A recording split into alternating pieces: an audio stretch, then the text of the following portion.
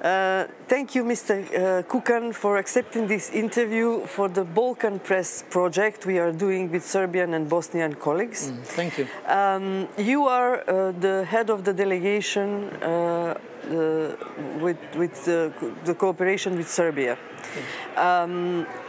So I would like to ask you, are you aware of the fact that in the pro-European Serbian public share the opinion that the European Union closes its eyes in front of the violation of the democratic institution and democratic life in Serbia? Yes, we know about that. When we visit Serbia for our discussion with our colleagues, we also meet with the representative of non-governmental organizations. They are always complaining, so we are aware of that. I would not say that the European Union is closing eyes on these issues. We have permanent contacts with our partners in Serbia, and we are discussing all these issues with them. We are telling them what we think about these issues and try to bring the situation when the political scene in Serbia is comparable to the political scenes in other European countries. So I would not say it's a little bit exaggerated that we close eyes on these issues. What is your opinion on the parliamentarian life in Serbia? Well, I would put it like this. Parliament in any democratic country is the institution which is supervising the role and activities of the government. Looking at it from this point, I would say that there is a space for improvement of the work of the Serbian parliament. I think they should be more clear and more active, and more active to be heard on how they look and how they assess the work of the parliament. There is also of the government, sorry. Yeah. There is a space for improvement in that. And in Serbia also there is a problem with the amendments in the parliament. So the deputies of the there was a discussion on the budget in the Serbian parliament, and there are so much amendments that this budget was not discussed with the opposition, and it was adopted without without the opinion of the opposition. Don't you think that this is a good opportunity for the European Parliament to react? We discussed it during our last Stabilization and Association Parliamentary Committee in Belgrade. State budget is very important law. It's one of the most important laws, and as you know, in my country it can be even connected. If the government has problem, they can put it together on vote with the confidence to the government. So it's very important law, and of course in any country, in Serbia including as well, this should be discussed thoroughly. I think that it's in Serbia, in other countries in the region, that budget as the most important law for the next year should be discussed properly and appropriately before it is put to vote. That's how I can comment it. I have a question on this Russian humanitarian center in Niš. There is some speculation that the government would like to give a diplomatic status to the people working in this center. What do you think about that?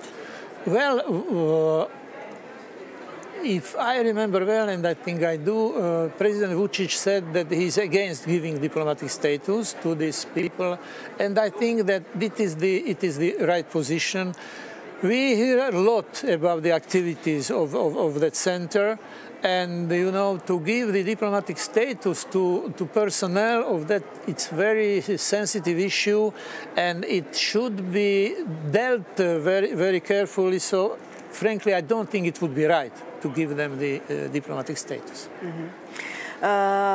Speaking about the fake news, here in the Parliament, do you discuss this problem, particularly in the Balkans, when we know that these fake news are the tendency to give, to create very often a negative image of Brussels in the candidate countries, in the Balkans? We are aware of that here in European Parliament. It's in countries of the Western Balkans, it's in my country as well, that, you know, using these hoax informations are really damaging a lot the opinion of people on the activities of the European Union. We have decided here in the Parliament to introduce the counter information campaign to reveal the basic of these hoax, which are very, we admit that they are very professionally prepared with a lot of financial resources, and they are very good in creating this false information, and of course it's aimed against the European future or European ambition of the Balkan countries. So we try to develop our own information strategy, but I have to say that we are very slow, and the more quick we are, the less damage it will be done to the European cause in the Balkans. Again, on the freedom of press in Serbia, recently one deputy from your political group, I think. Franci Bogovic, yes. Yeah, from the group of Friends of Serbia, gave his contribution to the presentation of a report on the freedom of press in Serbia. And according to Serbian colleagues, this report was written by analysts and spin doctors close to the government in Serbia. And this report sends a message that everything is good in Serbia with the freedom of the press, but there is a polarization and lack of professionalism in the media themselves. Do you agree with that? Well, I have to smile a little bit, but I will try to be very, very correct. I knew about the meeting which was going to happen. I couldn't attend it.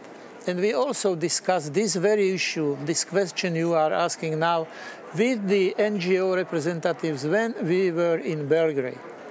I was assured by my friend, Mr. Bogovic, who is very serious man, and another MEP, new member of the delegation from Austria, that it was not such a big disaster as the colleagues from the Serbian NGOs were telling.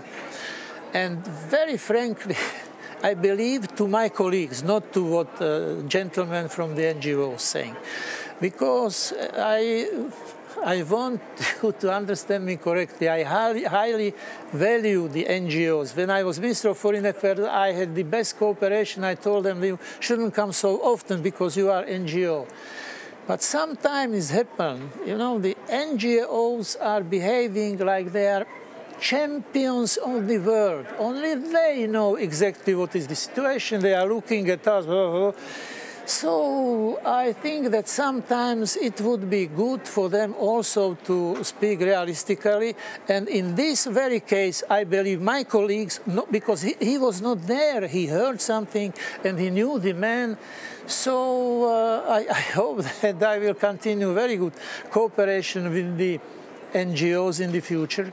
But for me, if you have argument only from the NGO, I don't think it's a sacred script for me, and I would also like to verify what they are telling me. So I cannot give you a good answer what you would like, but this is how I feel it. Very openly.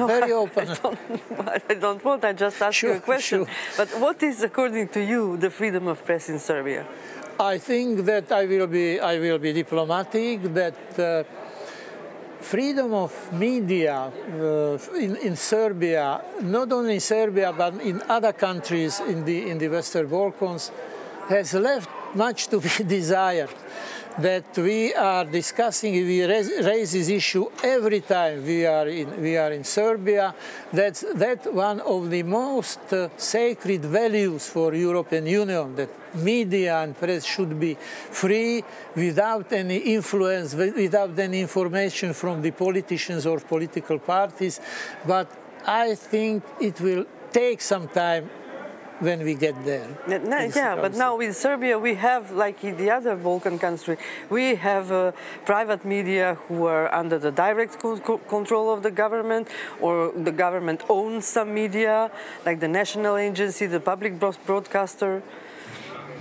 Yes, you are right. And again, you know, for example, recently we got the long letter of the director of TANU, when he was explaining that they are not government agencies, that situation is different. Sometimes they are saying that they must be financed by somebody. So I fully understand that some tabloids are favoring the official side, some not. So the sooner the situation is clear that it is without political interference, and that will be hard proof for that, the better. So that's where we direct our discussion with our partners in Serbia. I have two questions on Bosnia. Where is Bosnia in the EU integration path? Well, Bosnia is lagging behind the others for a long time. We are trying everything to push the country.